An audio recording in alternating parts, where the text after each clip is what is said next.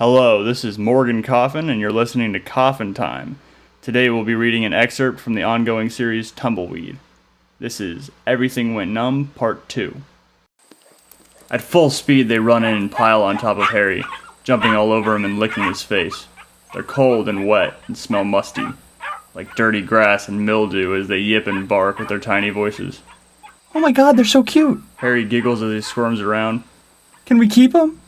Oh, of course. His mother says, smiling over him, her plaid shirt partially tucked and hair pointing in several directions. Just remember, they're a big responsibility. One. A voice cuts in like a buzzsaw. The rest gotta go downtown. The voice belongs to his father, with his cracked, stony face and dirt-covered blue jeans. To the pound? Harry stops and grabs one of the puppies, holding it tight to his chest as it paws and bites at him. I know what they do there. You can't take them there. I don't care what they do there. They ain't staying here, His dad says. No, I won't let you. Now, Harry, the pound's not as bad as they say on the TV. His mom says as she squats down and pets a couple of the furry creatures. These puppies are real cute, and they won't have no problem finding a nice home. and if they don't, who cares? The dogs. Says Harry's father. Don't say that kind of shit around my kid. His mom snaps back and stares at his father. You're gonna give him enough problems as it is. Harry's father just stands there and stares back. He doesn't say a word. He just presses the tobacco down into his gums with his bottom lip.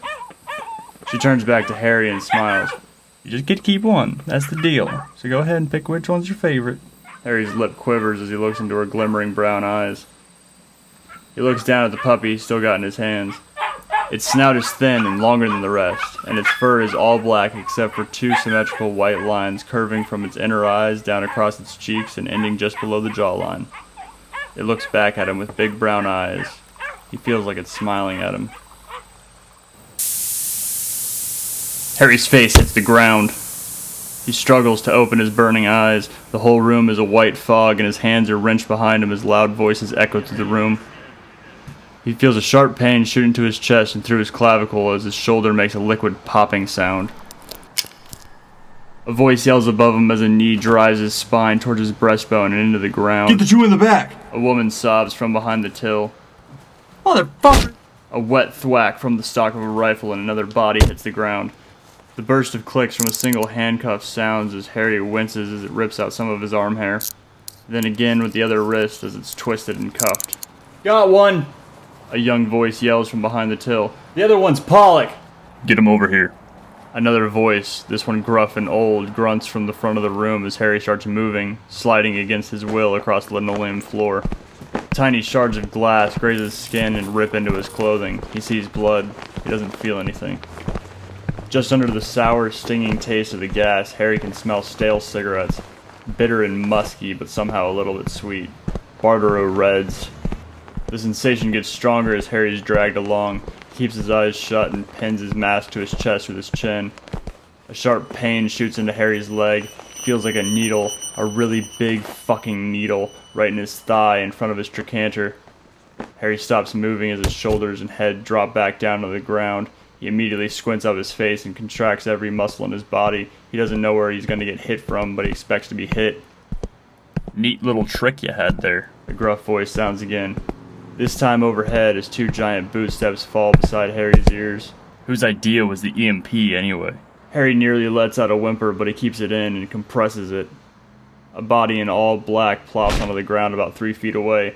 It's just a blur to Harry. Foot falls back away as a rifle rattles to the ready. A fat finger pokes Harry's temple a couple times. You hear me, you little rat bastard? The man seems to be emitting cigarette smoke as it burns Harry's neck and seeps up into his mask. Harry shakes his head up and down, but he doesn't want to vocalize. If his voice cracks even once, he'd lose all sense of composure that he had left. Tears and coughs break up the woman's laughter as she's escorted out of the door. You talk? Harry doesn't respond, he just clenches up more. The room is warm, but his body is shaking. Every capillary in it feels like it's about to burst. Tears stream down from his red, aching eyes as he tries not to scream. Nobody likes a complainer. He thinks back to the time that he broke his arm in the field. Quit your bitching and get up. Take that as a no. The thick cloth at the collar of the man's jacket makes a rough scraping sound as it's caught by the stubble on his neck. Oh well. You do have the right to remain silent, so there's that. If you did talk, anything you said could and would be held against you in the court of law. Of course, you do have the right to an attorney. If you can't afford one, which I'm sure you won't be able to use all these jewels you just tried to steal, one will be provided for you. Whoa, hey, boys, what are you doing in my shop? A new voice slithers in the door. Broken glass everywhere? My eyes are fucking burning from, what is that, tear gas? He slaps his hands against his thighs. Oh, my ceiling! My beautiful ceiling! What'd you do to my poor ceiling? Chief, there's blood everywhere. Oh, Tony. The gruff man, the chief of police to the sound of it, straightens out. We're just... You're just leaving. Tony says as a few pairs of dress shoes clap against the sidewalk behind him. Wait, Tony? Harry peeks up from inside his mask to see Tony fucking Lazaro standing there, his head covered in grease and pockmarks. Harry ducks his head down. Shit, if I had known. But Tony, why'd you even call? I don't know. Tony snaps his fingers. But maybe when you get back to the station, you can maybe figure out how the department is going to compensate me for all these damages. But... Oh, okay, fine. The police chief turns and rallies up. Let's go. You heard the man.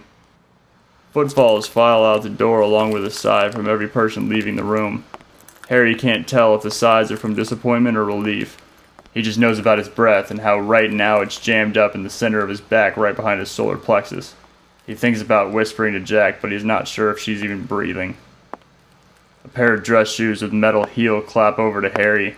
One of them squeals on the linoleum floor as Tony kneels down over him and tells him all those things that nobody wants to hear from a man like that.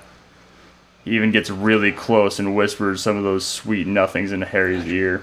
His musky cologne stings almost as much as the now fading tear gas did.